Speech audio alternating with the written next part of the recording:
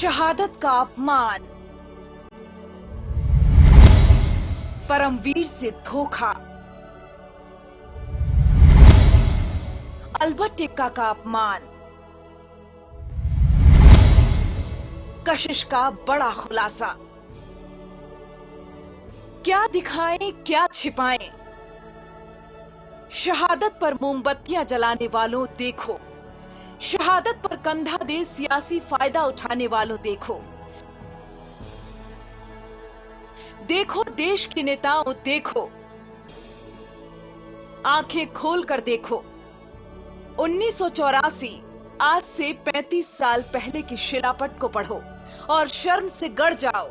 शहीद का अपमान नहीं तो और क्या है। विरासत से धोखा नहीं तो क्या है। जिस सपूत ने देश के लिए सबसे बड़ा बलिदान दिया, जिस सपूत ने पाकिस्तान के 2 टुकड़े करने के लिए अपनी जिंदगी कुर्बान कर दी, उस सपूत का इतना बड़ा अपमान। यकीन नहीं होता हमारी आंखें इन तस्वीरों को कैद करने और आप देख पहुंचाने में फूट क्यों नहीं गई। ये तस्वीर उस मौजूदा दौर की हकीकत है जो सेना और शहादत का सियासी फायदा तो उठाते हैं, लेकिन वक्त बीतते ही भूल जाते हैं उस शहादत को जिसने हमें फख्र करने का मौका दिया।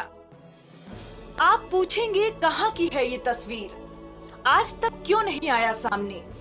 तो सुनिए, सम्राट अशोक की धरती, मगध की राजधानी और एनडीए सरकार के सूबे बिहार के पटना की है।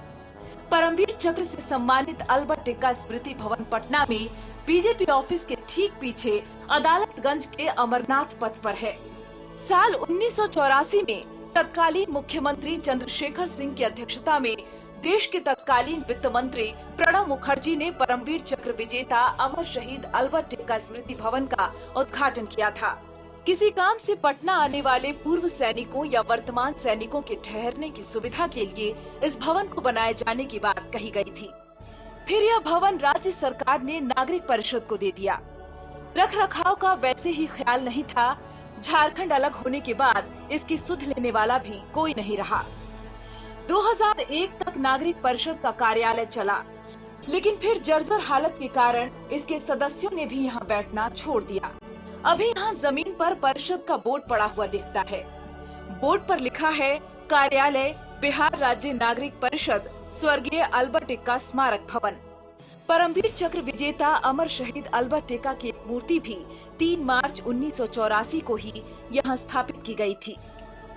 सब कुछ न्यौछावर कर दिया अपने देश के लिए और उसे सैनिकों को मिलने वाले सर्वोच्च सम्मान परमवीर चक्र से मरणोपरांत नवाजा गया और उसके स्मृति में ये भवन बनाया गया। उसकी स्थिति ये है, मुझे नहीं लगता कि कोई भी मंत्री या फिर कोई ऐसा सेना का अधिकारी आज तक उनके किसी पुण्यतिथि पर आकर यहाँ माल्यार्पण भी किया होगा, क्योंकि 40 सालों के दरमियान अगर कोई भी अधिकारी या मंत्री यहाँ आया होता तो इस स्थिति को या तो फिर उन्होंने नज़रअंदाज कर दिया या फिर इसका महत्व को समझा नहीं। अपने देश के प्रति हम सभी नागरिकों का कर्तव्य बनता है कि एक जज्बे के रूप में आए और देश के बेहतरी के लिए काम करें जो बेहतर है। और अब ये गवर्नमेंट ने बनाया एक सर्विसमैन के लिए कि जो यहाँ पे दूर दराज से आते हैं पूर्व सैनिक आए और अपना फैमिली को यहाँ रख करके ट्रीटमेंट के लिए आते हैं, उनके लिए सोच के बनाया था अल्बर्ट टिक्का नाम के सर के नाम पर। तो ये जब बनाने के बाद जब इस तरीके से बना दिया, कोई मेंटेनेंस नहीं है, तो what is the use of that. 3 bigha 73 decimal में इसका परिसर है। परिसर में 4 दीवारी है। इसमें गेस्ट हाउस हुआ करता था। इसकी छत एक जगह गिर भी गई। दक्षिणी हिस्से में 2 फ्लैट हैं। मुख्य भवन 2 फ्लोर का है। ऊपर छत पर उगे पौधे बड़े पेड़ हो गए हैं। छत पर चढ़ते वक्त सीढ़ी के पास छत पूरी तरह से टूट कर गिर रही है। ऊपर 7 कमरे हैं और कई टॉयलेट, बाथरूम, सबकी हालत खराब है।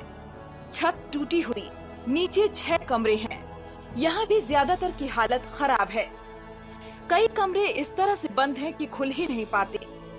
मोहम्मद वकील उर्फ जुमेरात बताते हैं कि वे यहाँ चौकीदार हैं और परिवार के साथ रह रहे हैं। तो कैबिनेट के कुछ संयुक्त सचिव और स्टाफ लोग आते हैं। कैबिनेट सचिव का भी नहीं आया यहाँ पे, प्रधान सचिव का भी नहीं आया यहाँ पे। ये बिल्डिंग ये ऐसा है, ये वो लोग देखते थे? हाँ, आके देखे। फिर ऐसा आमिर सुबहानी भी आए हैं यहाँ पर।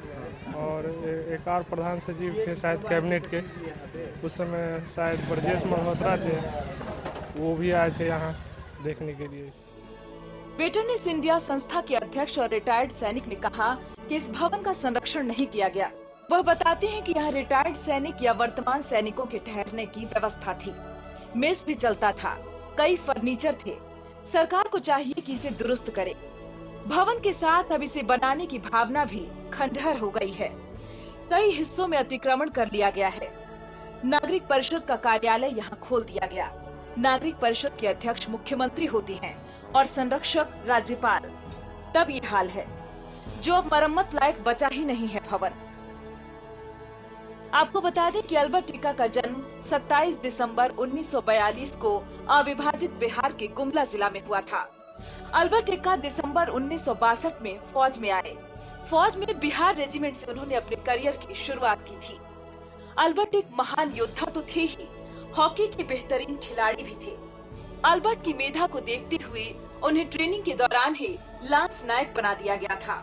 1971 के भारत पाकिस्तान युद्ध के दौरान 3 दिसंबर को एक्का शहीद हो गए थे। भारत सरकार ने इनकी वीरता और बलिदान को देखते हुए मरणोपरांत परमवीर चक्र से सम्मानित किया था। कैंडल मार्च लेकर, लेकिन क्या वो कुछ दिनों के लिए ही सीमित रह जाता है? अगर ऐसा नहीं होता, अगर कुछ दिनों के लिए सीमित नहीं होता, तो आज अल्बर्ट एक्का स्मारक की इस स्थिति नहीं होता। बिल्डिंगें पुलवामा की घटना के बाद देश में चारों तरफ आम लोगों से लेकर राजनीतिक दलों ने एक मंच पर आकर आतंकियों का विरोध किया और शहीद हुए जवानों को शहादत दे। मगर देश के सबसे बड़े पुरस्कार परमवीर चक्र से नवाजे गए अल्बर्ट एक्का की समाधि भवन स्थल, जो पटना के बीचों बीच और देश के सबसे बड़े राजनीतिक पार्टी बीजेपी प्रदेश कार्यालय के पीछे है, जिस तरह वह बदहाल है, देश के लोगों को इन राजनेताओं के प्रति सोचने को मजबूर करता है, जो देश के जवानों के लिए खड़े होकर आंसू बहाते हैं। पटना से संतोष सिंह के साथ गौतम, कशिश न्यूज।